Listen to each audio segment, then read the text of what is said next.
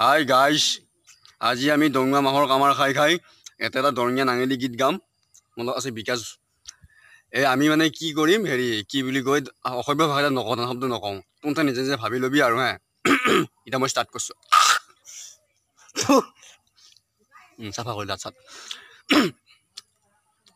নদী দিউতি যায় চয়ে নদী দিউতি যায় চৈ চৈতে পেলাই লৈ বাইৰে চকুৰি দমৰালৈ চকুৰি দমৰালৈ।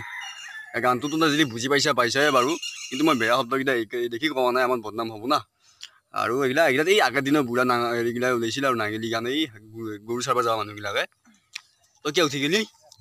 তাৰপিছত সেনেকে এতিয়া আজিকালি বাৰু এইবিলাক নাই বাৰু, এতিয়া লোক সংস্কৃতি হৈ গৈছে। আজিকালি কোনো বেয়া শব্দটো প্ৰয়োগ নকৰেই বাৰু, আৰু নকৰা নালাগেও বাৰু। কিন্তু হ'লেও সংস্কৃতি হৈ থাকক। ধন্যবাদ, গুড নাইট।